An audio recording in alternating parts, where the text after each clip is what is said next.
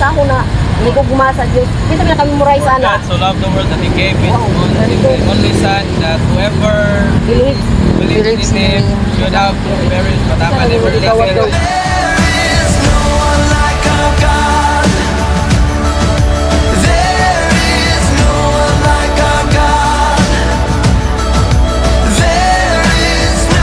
From Surigao. Ay, Surigao. Ah, You also Suri? O layo, dili hindi gipadala sa Ginoo. Bisagasa actually bisagasa man ni Wow. Gatito. Ang among ginatudluan jud ang mga batan-on like sa inyo ha. Kay kasagaran ang mga batan-on prone sa mga temptation. Oh, so biblical na jud na siya na nay ang pinaka number 1 jud na kuan ang life level na kanimo. Isa pa sa kalibutan is temptation. So kung lantaw na to ang panahon ron na ta sa last days na bilog. Pero unang-una, actually, di ay, inumduman ninyo nga, dili kung kami yung gigawat, kundi si Jesus mismo. Kaya ang mong i-share, tulong na si Ginoo. Kaya kung atong i-logic, kinsaman mo, kinsa magod mo, para magtinok sa naita, para mo share mi sa inyo ha. But then, tungod kay ginigugma mo sa Ginoo, importante mo sa Ginoo, gusto sa Ginoo, tanan mga katawhan, pahimangnuan sa bagwang iyahang sikan kaning. Or kung kanus ako hang atong kinabuhi, kay wa man ta masayod. Gusto sa Ginoo na mangandam ta before ang iyang sikan kaming, kay gusto sa Ginoo tanan ta malangit. Kinsa may Ginoo o tanan ta maluwas. Kinsa may Ginoo nga usa sa iyahang mga anak adto sa impierno, wala jud dili siya mosugot ana. Kay ang impierno gi-design lang na sa Satanas o dili naangayan para sa atoa, kay ang atoa gi-designan ta sa Ginoo o unsa man langit para na sa atoa. Ang kinabuhi walay katapusan pag-abot sa panahon para maangkon nato. Kung sa ato pag-abuhato para pag-abot sa panahon, malangit ta makaangkon ta sa kinabuhi walay katapusan. Sa John 3:16 kung atong basahon na hindi ko gumasa Diyos. Dito na kami memorize For ana. God so loved the world that He gave His only Son, that whoever Believe. believes in Him should have no perish but have an everlasting life. Wow, napaka very good no. O kabisadong kabisado. O very good kabalo dai ka sa bersikulo. So mauna, kung kinsa ka tumutungog dawat sa iyaha makabaton sa kinabuhing walay katapusan. So dili siya silutan pag-abot sa panahon. Remember, dili to forever sa kalibutan. Kinsa may nagtuo na forever ta diri. Kinsa may nagtuo nga forever ang atong kaligayahan. Pansamantala lang tanan sa kalibutan. We are all turista or we are all strangers or bakasyonista rata. Asa daya ang atong kuan, ang atong home. Tuwas langit ang atong home, di ba? So ayaw mo pagpalabi, pagpatuyang sa inyuhang pagsaya-saya sa kalibutan kay dili ni inyuhang puloy-anan, dili ni atong puloy-anan. Oo.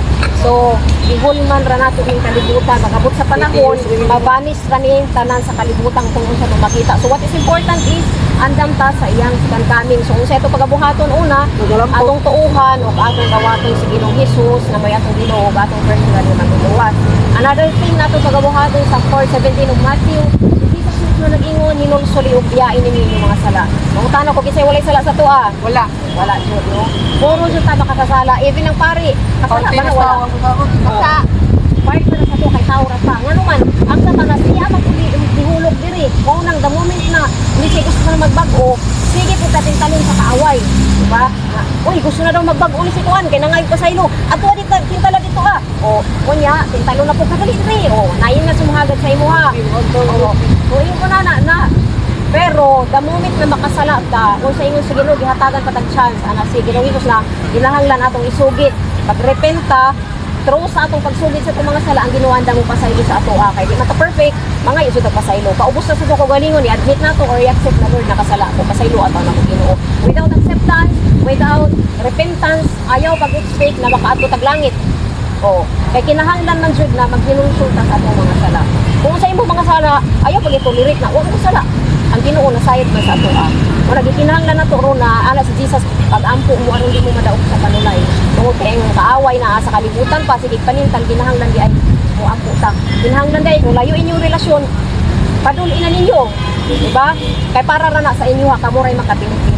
O, igo lang minagtuman sa Ginoo i-share ang mga balita. Depende sa inyo kung mutuman mo salamat, unahan mo kumutuman. Kung dili po mamutuman, distraction will come after sa inyo ang kinabuhi, di ba? So kayo duharay ato padulingan langit o impyerno rang.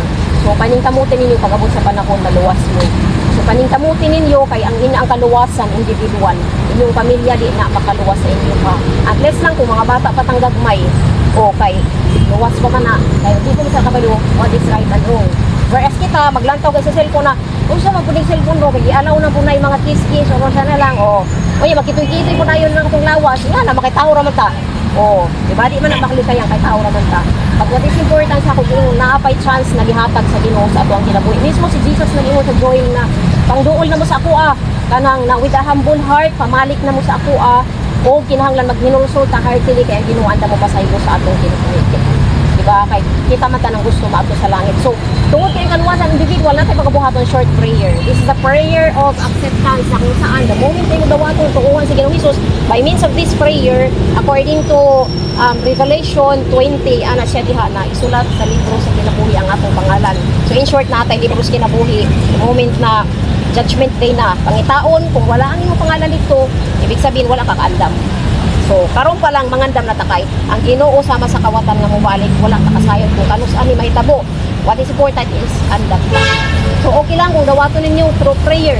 Ang atong prayer is i-guide ka lang mo, repeat after me lang. Di man makabalo sa iyong pag Jesus, pasaylo atawon ako, tungod kay ako, nakasala, atubangan kanimo. Maluoy ikaw, isulat in taon sa libro sa kinabuhi ang akong pangalan. Ingon nga ikaw, akong gidawat ug akong gituuhan nga mo'y akong Ginoo ug akong personal nga manluluwas. Salamat Ginoo sa kamatayon nimo sa krus sa Kalbaryo. Ug tungod niini napasaylo ang akong mga sala. Sugod karon ikaw na mao'y manag-iya sa akong kaugalingon. Sa pangalan ni Jesus. Amen.